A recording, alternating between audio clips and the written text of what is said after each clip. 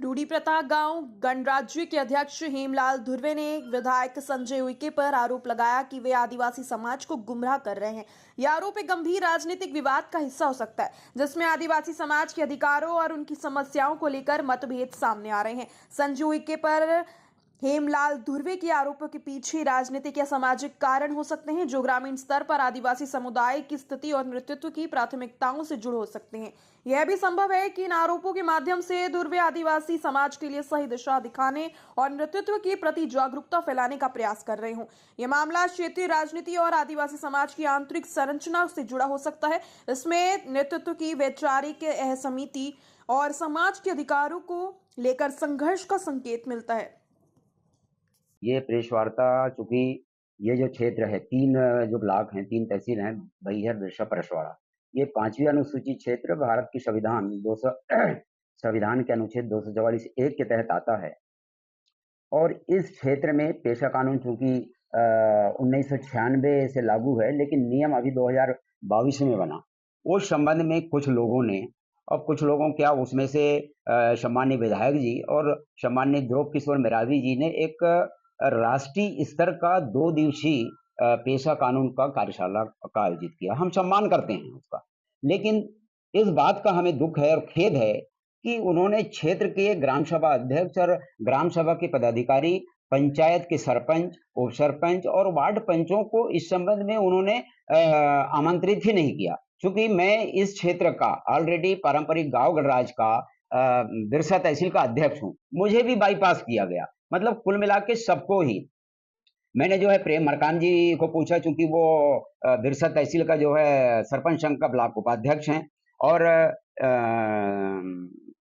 सुनील उइके जी वो मध्य प्रदेश के जो है सरपंच संघ के उपाध्यक्ष हैं, उनको भी पूछा तो बोले नहीं, मुझे भी जो है इस संबंध का कोई आमंत्रण नहीं है। मतलब कुल मिला के हमारा जो आज का जो प्रेस वार्ता है, इस बात के लिए कि ये जो लोग, जो मैंने अभी नाम लिया, ये लोग जो है मतलब ये कार्यशाला नहीं, बल्कि ये राजनीतिक षड्यंत्र और अपनी राजनीति रोटी सेकने के लिए जो है ये कार्यक्रम कर रहे हैं। इस बात के लिए ही हमने जो है प्रेस वार्ता किया था, क्योंकि लोगों को हम बता सकें, संदेश दे सकें कि ये वास्तव में ट्रांसपेरेंसी के साथ, पारदर्शिता के साथ काम नहीं करते हैं। जब लोकसभा चुनाव में सम्माननीय इंजीनियर भुवन सिंह कोराम को निर्दलीय रूप में समाज ने मनोनीत किया था, और उसके खिलाफ इन्हीं लोगों ने ये कहा था कि भुवन सिंह कोराम समाज को भ्रमित कर रहा है, समाज को गुमराह कर रहा है। लेकिन अब स्पष्ट हो गया कि गुमराह कौन कर रहा है और भ्रमित कौन कर रहा है, ये स्पष्ट हो गया। कल चूंकि 12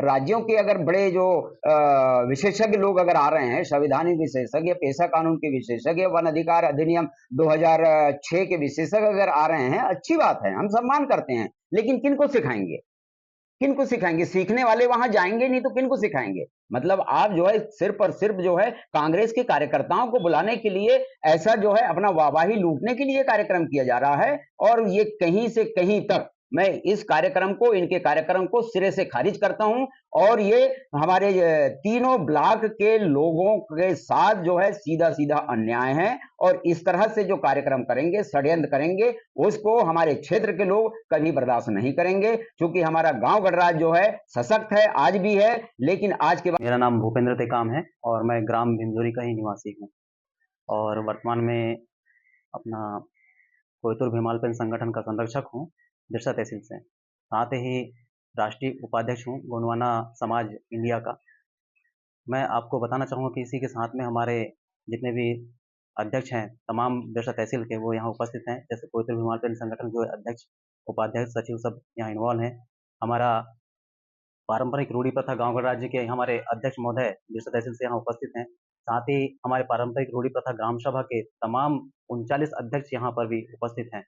साथ ही हमारा राष्ट्रीय पर्यावरण बचाओ अभियान संगठन जो बालाघाट से संचालित होता है, भोपाल से संचालित होता है, इनके भी मैं अध्यक्ष हूँ और मध्य प्रदेश का कोर कमेटी सदस्य हूँ।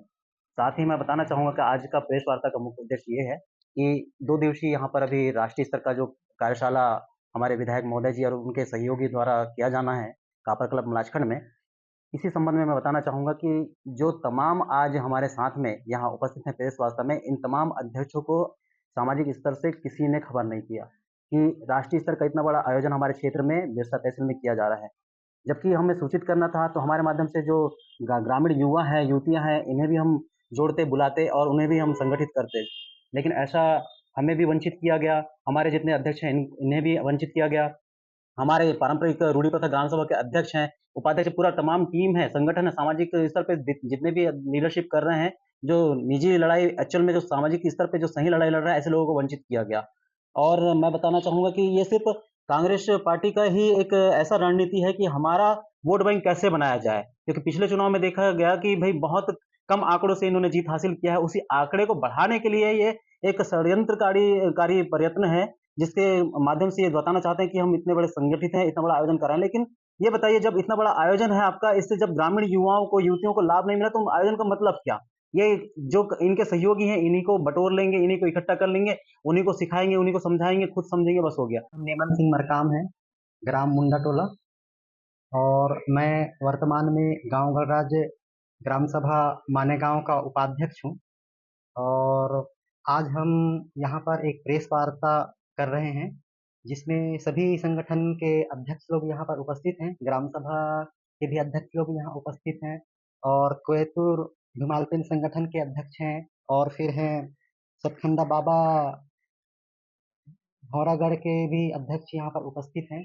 इस तरह से 5-6 संगठन के लोग आज यहाँ पर उपस्थित हैं। तो हमारा यह कहना है कि जैसे कि अभी देखा जा रहा है, यह 5वीं अनुसूचित क्षेत्र है, जिसमें पूर्ण रूप से 80% आदिवासी लोग यहाँ पर निवासरत हैं, और वर्तमान विधायक संजय उइके के द्वारा एक राष्ट्रीय स्तर का कार्यक्रम मलाजखंड कापर कल्प पर किया जाना है, जो कि 14 को और 15 सितंबर को 2 दिवसीय कार्यक्रम किया जाना है।